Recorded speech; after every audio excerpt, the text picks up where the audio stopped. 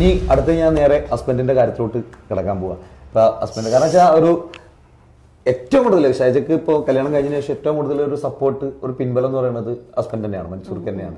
എങ്ങനെയാണ് മൻസൂർ ഖാനോട് കൂടെയുള്ള ഒരു ജീവിതത്തിന്റെ കാര്യങ്ങൾ ഒന്ന് ഞങ്ങൾക്കൊന്ന് പറഞ്ഞു തരും? ഭയങ്കര രസമാണ്. പറ.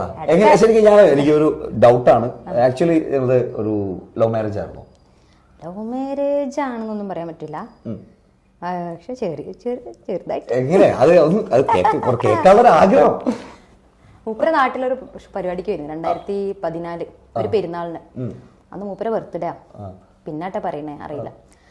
അപ്പൊ അന്ന് ആ സമയത്ത് എൻ്റെ ഉപ്പ ആക്സിഡന്റ് ആയി കിടക്കുക. ഒരു ഒന്നര വർഷം ആക്സിഡന്റ് ആയി കിടന്നാണ് എൻ്റെ ഉപ്പ. അപ്പൊ ആ സമയത്ത് ഉമ്മയായിരുന്നു കൂടെ വരല്. പറയാനുള്ള പോലും, പക്ഷെ ഈ കഥ നോക്കണ്ട് പറയട്ടെ.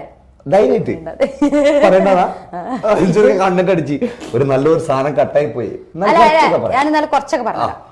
അപ്പൊ ആ സമയത്ത് അന്ന് എന്റെ കൂടെ എന്റെ ഉമ്മ ഉണ്ടാവും. സാധാരണ എന്റെ കൂടെ ഉമ്മ വരില്ലേ. അപ്പൊ അന്നത്തെ പകലത്തെ പ്രോഗ്രാമിന്, പകലും നൈറ്റാണ് അന്നത്തെ പെരുന്നാൾ പ്രോഗ്രാം. അല്ല അല്ല അല്ല അല്ല അല്ല അന്നത്തെ 2 ദിവസം മുന്നെയാണ് ഒരു പകലൊരു പരിപാടി ഉണ്ടായിരുന്നു. അപ്പോൾ ഈ പകലത്തെ പരിപാടിക്ക് ഒരു അതായത് നോമ്പല്ലാത്ത പെരുന്നാളില്ല, വലിയ പെരുന്നാളിന്റെ ഒരു 2 ദിവസം മുന്നേ പകലൊരു മഞ്ചേരി ഭാഗത്തോടെ ഒരു ഓഡിറ്റോറിയത്തിലെ പരിപാടി കഴിഞ്ഞ് വരുന്ന സമയത്ത് ഉമ്മാന്റെ കാലൊന്ന് സ്ലിപ്പായിട്ട് നമ്മൾ ഉളുക്കിയിട്ടുണ്ടല്ലോ, നീരൊക്കെ വന്നിട്ട് നമുക്ക് നടക്കാൻ പറ്റാത്ത സിറ്റുവേഷനാണ്. കെട്ടി പിന്നെ വാപ്പ കിടക്കുമ്പോൾ അമ്മയുടെ കിടക്കുക തന്നെ, ആരും കൂടെ വരാനില്ല അന്നത്തെ സിറ്റുവേഷനിൽ, അന്നത്തെ ആ ദിവസം. അപ്പൊ അന്ന് അനിയത്തിയാണ്, നമ്മൾ എന്നും ഒരുമിച്ച് പോണ ടീംസിന്റെ കൂടെയാണ് നമ്മൾ അന്നും പോണത് പ്രോഗ്രാമിന്. അപ്പോൾ ഓരോ വണ്ടിയിൽ നമുക്ക് ഒറ്റക്ക് എന്തായാലും നമ്മൾ പറഞ്ഞേക്കാൻ പ്രയാസമാണല്ലോ. അനിയനാണെങ്കിൽ ഒരു കുഞ്ഞ് ചെറുതാണ്. അപ്പം അനിയത്തി, എൻ്റെ നേരെ അനിയത്തി, എൻ്റെ 4 വയസ്സിന് വ്യത്യാസമുണ്ട്, എന്നാലും ഒരാളുണ്ട് കൂടെ എന്നുള്ളൊരു ബലത്തിന് നിങ്ങൾ ഏതായാലും നിങ്ങൾ ശ്രദ്ധിക്കിട്ടോ, ഇങ്ങനെ ഒരു പരിപാടി എന്തായാലും ഒഴിവാക്കാൻ പറ്റില്ല. കാരണം പോസ്റ്റർ അടിച്ച് മീഡിയോണിലൊക്കെ നമ്മൾ സ്റ്റാർട്ട് ചെയ്തൊരു ടൈമുമാണത്. അങ്ങനെ അനിയത്തിനെ കൂടെ പറഞ്ഞേച്ച്, അല്ലെങ്കിൽ ഒരു പക്ഷെ ഞാൻ മൻസൂർ ഖാനെ കാണൂലായിരുന്നു. കാരണം എൻ്റെ ഉമ്മ ഒരാളി കാണാൻ സമ്മതിക്കൂല. എൻ്റെ ഉമ്മ ആരെങ്കിലും ഒന്ന് മിണ്ടാനൊക്കെ വരുമ്പോത്തിന് ഉമ്മ ഒരാൾ ശരിയില്ല ഇങ്ങോട്ട് മാറി അങ്ങനെയൊക്കെ പിടിച്ചു, അങ്ങനത്തെ ഒക്കെ ഒരാളാ.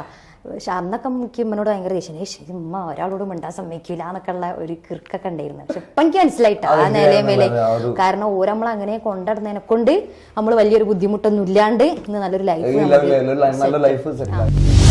അങ്ങനെ പിന്നെ നമ്മൾ പ്രോഗ്രാമിന് സ്റ്റേജിനോട് അടുപ്പിച്ചിട്ടാണ് മൂപ്പര് ഇരിക്കുന്നത്. ഇരിക്കാന്ന് പറഞ്ഞാൽ നമ്മളെ മറ്റേ കല്യാണത്തിനൊക്കെയുള്ള ഇതില്ലേ, ടേബിളും ചെയറും. ആ ചെയറുമേലിരുന്ന് നമ്മളിങ്ങനെ നമ്മൾ മൂപ്പര് മുന്നിൽ കൂടെ അങ്ങനെ പോവാ, നമ്മൾ നടന്നു പോവാ സ്റ്റേജിലേക്ക്.